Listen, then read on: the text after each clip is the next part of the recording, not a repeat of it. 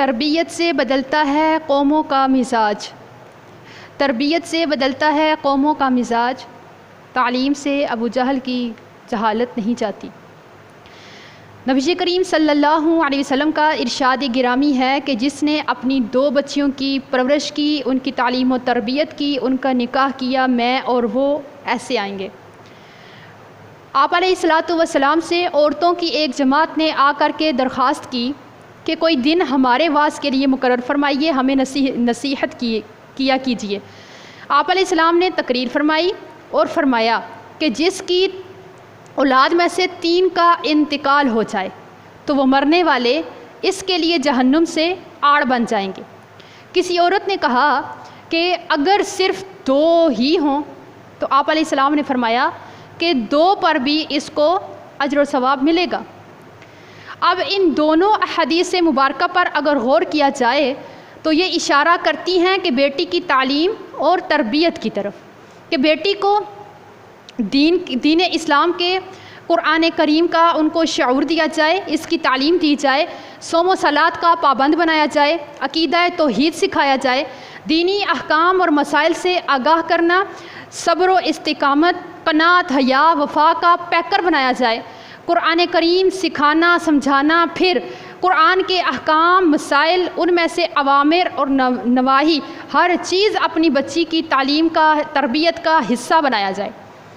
ازواج مطہرات کی سیرت پڑھا کر بچی کو زندگی اسلامی اصولوں پر گزارنے کا درس دیا جائے۔ سیرت فاطمہ الزہرا رضی اللہ تعالی عنہا پڑھا سکھا کر اپنی بچی کو سمجھایا جائے کہ اگر میری بیٹی تو نے زندگی کیسے گزارنی ہے، اگر تیری شادی کسی غریب گھر میں ہو جاتی ہے تو تو نے وہاں پر کیسے کفایت شعری کے ساتھ بغیر گلے شکوے کیے اپنے خاوند کی خدمت کرنی ہے۔ بیٹی تو نے کیسے اپنے بچوں کی اعلیٰ تربیت کرنی ہے اور اپنے رب کی عبادت میں بھی کوئی کمی کوتاہی نہیں کرنی، اپنے خاوند کی خدمت میں کام کاج کرنے میں کسی قسم کی کوئی سستی نہیں کرنی۔ مانا کہ تو ہماری بہت لاڈلی بیٹی ہے، لیکن تو سیدہ فاطمہ الزہرا رضی اللہ تعالی عنہا سے زیادہ لاڈلی نہیں ہو سکتی، جس کو حبیب علیہ الصلاۃ والسلام نے اپنے جگر کا ٹکڑا فرمایا ہے۔ جب ہماری بچی کی اس انداز سے اسلامی اصولوں کو لے کر کے تربیت ہوگی،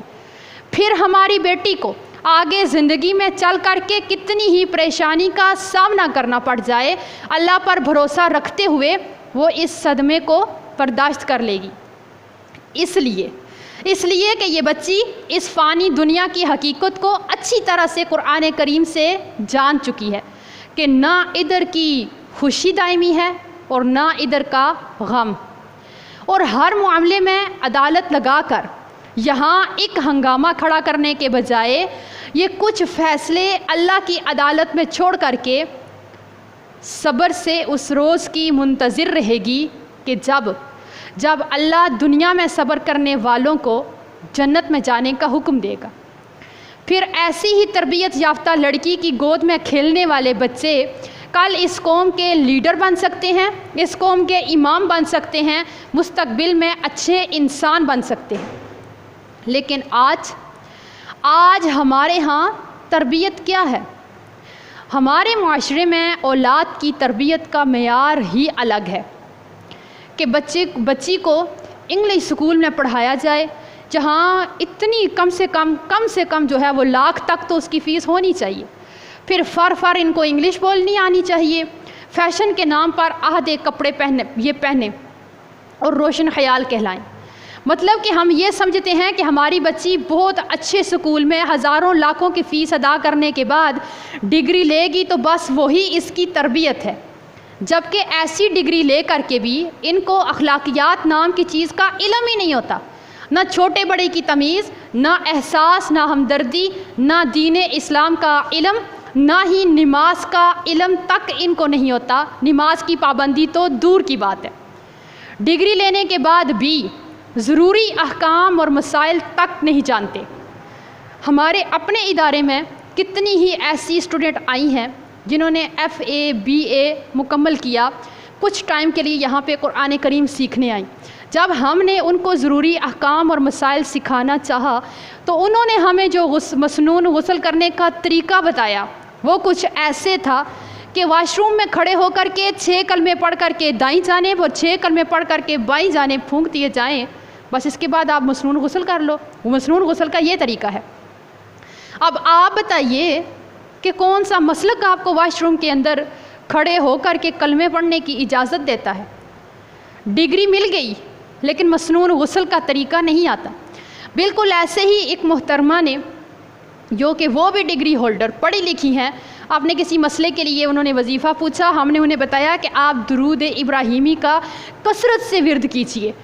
ہر وقت اس کو پڑھیے، اللہ رحم کر دے گا۔ انہوں نے کہا کہ یہ درود ابراہیمی کون سے پارے میں ہے؟ یہ حال ہے آج ہمارے ڈگری لینے والے، سکول پڑھنے والے، دین سے دور لاکھوں کی فیس ادا کرنے والے بچوں کا، یہ علم دین کے ساتھ ان کا یہ حال ہے۔ اتنا علم ہے ان کے پاس، اور ان کو دین سے لگاؤ اور محبت اور پیار کتنا ہے اس کا بھی آپ اس سے اندازہ لگا لیجئے کہ ہمارے پاس ایک بچی پڑھنے کے لیے آئی، قرآن کریم اس کو روزانہ کلاس میں لے کے آنا اور لے کے جانا پڑتا تھا۔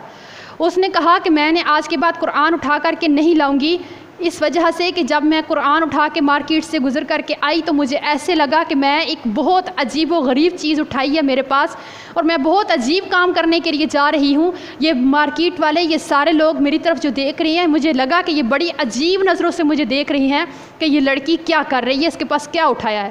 اس لیے آج تو میں قرآن اٹھا کر کے لے کے بھی نہیں جاتی، شام کو میری ماما لے جائیں گی۔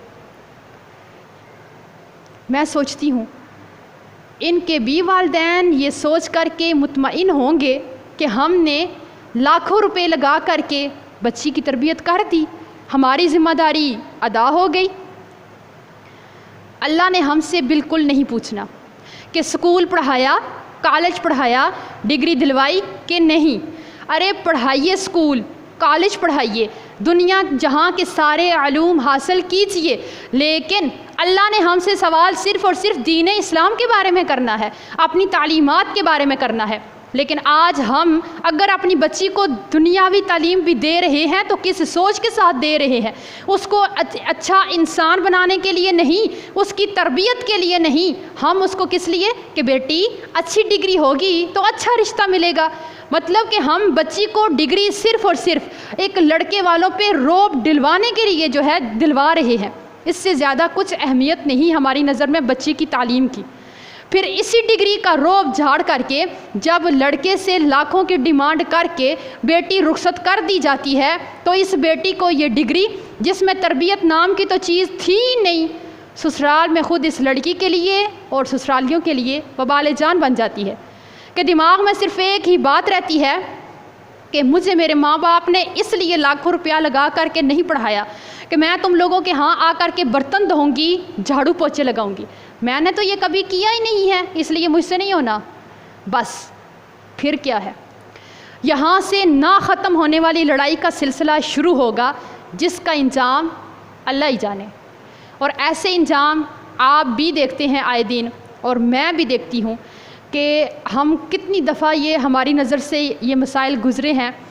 کہ طلاق یافتہ لڑکیاں، ان کی اکثریت کس طبقے سے تعلق رکھتی ہے۔ آپ بھی غور کر لیجئے گا، الا من رحم ربی، کہ جس کو والدین نے اچھی اعلیٰ تعلیم کے ساتھ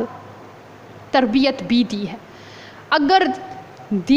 تعلیم جو بھی ہے،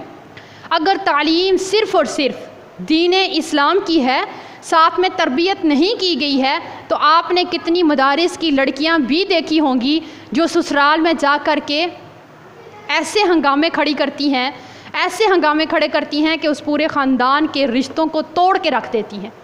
ان کو کوئی پتہ نہیں ہوتا میرا خامن میرے لیے کیا حیثیت رکھتا ہے، میں نے گھر بسانا ہے، میں نے اس کو ایسا کوئی معاملہ یہاں پہ نہیں رکھنا۔ اور بالکل ایسے ہی دنیا دار طبقہ بھی اگر ان کے پاس صرف اور صرف تعلیم ہے اور تربیت نہیں ہے تو وہ بھی جا کے ایسے ہی گھر کو تباہی کے دہانے پہ جا کے کھڑا کر دیتی ہیں۔ اس لیے تعلیم چاہے دنیاوی ہو، چاہے دینی تعلیم ہو، چاہے آپ کالج پڑھیں، چاہے آپ مدرسہ پڑھیں، آپ کی تعلیم کے ساتھ تربیت کا ہونا بہت ضروری ہے۔ اس لیے ہمیں چاہیے کہ ہم سب اپنی بہنوں بچیوں کو تعلیم دلوانے کے ساتھ ساتھ ان کی اچھی تربیت کا ضرور خیال رکھیں. اولین ترجیح بنائیں کہ ان کی اچھی تربیت کی جائے تاکہ آگے مستقبل میں جا کر کے یہ اپنے گھر کو اچھے طریقے سے بسائیں.